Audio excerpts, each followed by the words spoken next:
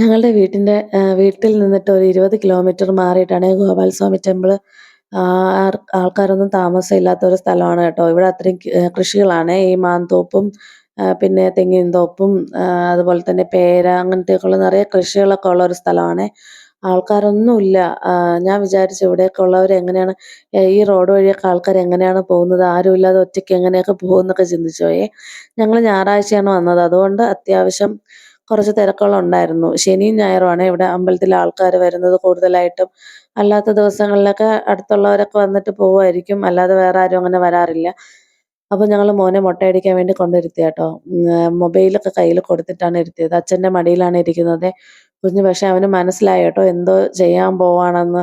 അവൻ്റെ തലയിലിങ്ങനെ വെള്ളം വെച്ചേ. കാരണം നിറയെ മുടിയുണ്ടായിരുന്നു അവന്. അപ്പോൾ അവർ പറഞ്ഞു വെള്ളം വെച്ചില്ലെങ്കിൽ മുടിയെടുക്കാൻ ഭയങ്കര ബുദ്ധിമുട്ടാവുമെന്ന്. അങ്ങനെ തലയിൽ വെള്ളം വെച്ചു. അപ്പോൾ തലയിൽ വെള്ളമൊക്കെ വീണപ്പോഴത്തേക്കും അവന് മനസ്സിലായി എന്തോ ചെയ്യാൻ പോവാണെന്ന്. പിന്നെ ആൾ കരഞ്ഞു തുടങ്ങി. കരഞ്ഞാൽ പിന്നെ നിർത്തില്ല കേട്ടോ. അത്രയ്ക്കും ഭയങ്കര കരച്ചിലായിരിക്കും. കരഞ്ഞ് കരഞ്ഞ് അവസാനം ക്ഷീണിച്ചു പോയി. അതിനിടയ്ക്ക് കുറച്ച് മുടി എടുത്തപ്പോഴത്തേക്കും അവൻ തലയൊക്കെ വെട്ടിച്ചു. അപ്പോൾ ബ്ലേഡ് കൊണ്ട് മുറിയുമോയെന്ന് ഞങ്ങളും പേടിച്ചു പോയി കേട്ടോ. അങ്ങനെ കുറച്ച് കഷ്ടപ്പെട്ടിട്ടാണ് അവൻ്റെ മുടിയെടുത്തത്. ആ മുടിയെടുക്കുന്നവരും നന്നായിട്ട് ക്ഷമയോടെ കാത്തിരുന്നിട്ട് സമാധാനപ്പെടുത്തി പതിയെ എടുത്തു. അങ്ങനെ എങ്ങനെയൊക്കെയോ അവസാനം മുടിയെടുക്കാൻ പറ്റി. ആം, ഇങ്ങനെയൊക്കെ വരുമ്പോഴത്തേക്കും ഭയങ്കര വിഷമമാണല്ലേ അവർ കരയുന്നതും കൂടെ കാണുമ്പോഴത്തേക്കും. ഇവനാണെങ്കിൽ കരഞ്ഞ് തളർന്നു പോയി കേട്ടോ. അവസാനം നമ്മൾ മുട്ടയടിച്ച് കഴിഞ്ഞപ്പോഴത്തേക്കും കുഞ്ഞ് ക്ഷീണിച്ചു പോയി. എന്നിട്ട് ഞാൻ പാലൊക്കെ കൊടുത്തിട്ട് കുളിപ്പിച്ചിട്ട് തലയിൽ ചന്ദനമൊക്കെ തേച്ചിട്ടാണ് അമ്പലത്തിനുള്ളിലോട്ട് കൊണ്ടുപോയത്. അപ്പോൾ നമ്മൾ രാവിലെ ഫുഡൊന്നും കഴിച്ചിട്ടില്ലായിരുന്നു. ഞാൻ അമ്പലത്തിലേക്കല്ലേ വരുന്നതെന്ന് വിചാരിച്ചിട്ട് ഫുഡ് കഴിക്കാതെയാണ് വന്നത്. എന്നിട്ട് അവന് പാലൊക്കെ കൊടുത്തപ്പോൾ ഞാനും ക്ഷീണിച്ചു. അപ്പോൾ ഇതാണ് ഞങ്ങളുടെ വീട്ടിലെ 5 കുഞ്ഞുങ്ങൾ. ഒരനിയന് 2 ആൺമക്കളാണ്. ട്വിൻസാണ് അവർ. പിന്നെ ഒരാൾക്ക് ഒരു പെൺകുട്ടിയും പിന്നെ എൻ്റെ 2 മക്കളും. അങ്ങനെ മൊത്തം 5 പേരാണുള്ളത്. അപ്പോൾ അമ്പലത്തിൻ്റെ മുകളിൽ നിന്നിട്ട് നോക്കിയാൽ താഴെ കാണുന്ന കാഴ്ചയാണ് ഇത്.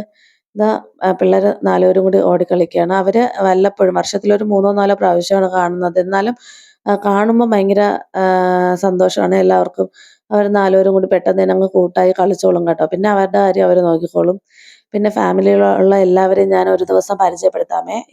ഇപ്പോഴല്ല, അല്ലാതെ ഒരു ദിവസം ഞാൻ പരിചയപ്പെടുത്തി തരാം. അപ്പോൾ എല്ലാം കഴിഞ്ഞപ്പോഴത്തേക്ക് എനിക്ക് പെട്ടെന്ന് ബിപി ഡൗൺ ആയി കേട്ടോ. ഞാനങ്ങ് തളർന്നു പോയി. തളർന്നെന്ന് വെച്ചാൽ തലകറങ്ങി വീഴുന്ന ഒരു സാഹചര്യമായിപ്പോയി. അങ്ങനെ ഭയങ്കരമായിട്ട് ബുദ്ധിമുട്ടി. ഫുഡ് കഴിക്കാത്തത് കൊണ്ടാണേ. കണ്ടോ കുഞ്ഞ് ഉറങ്ങി എണീറ്റതാണ്. ഇതാണേ താഴെന്ന് നോക്കിയാലുള്ള അമ്പലം. ഇതിൻ്റെ മുകളിൽ വേണം നമുക്ക് പോകാൻ വേണ്ടിയിട്ട്. പടിക്കെട്ടുകൾ കയറിയാണ് പോകേണ്ടത്. പടിക്കെട്ടുകൾക്കൊക്കെ അത്യാവശ്യം നല്ല ഉയരമുണ്ട്. നമ്മൾ കുറച്ച് കയറാൻ വേണ്ടിയിട്ട് കുറച്ച് ബുദ്ധിമുട്ടായിരിക്കും. ഇതാണ് അമ്പലം. അപ്പോൾ നമ്മളെ സാഹചര്യം, നമ്മളെ ആരോഗ്യമൊക്കെ നമ്മളെപ്പോഴും നോക്കണം കേട്ടോ. നമുക്ക് ഫുഡ് കഴിക്കാതെ പോകാൻ പറ്റൂല എന്നാണെങ്കിൽ കഴിച്ചിട്ട് തന്നെ പോവുക.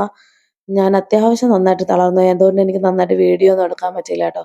എന്നിട്ട് ഞങ്ങളൊരു ഹോട്ടലിൽ കയറി ഭക്ഷണം കഴിക്കാമെന്ന് വിചാരിച്ച് വന്നു. 4 പേര് കണ്ടോ എപ്പോഴും ഒരുമിച്ചേ ഇരിക്കുള്ളൂ അവർ. പിന്നെ ആൺമക്കളുടെ പേര് ആരുഷ്, ആദേശ് എന്നാണ്. ആരുഷ്, ആദേശ്, പിന്നെ പൃഥ്വി, പിന്നെ എൻ്റെ മോളും. അപ്പോൾ ഇന്നത്തെ വീഡിയോ ഇത്രയേ ഉള്ളൂ. ബൈ.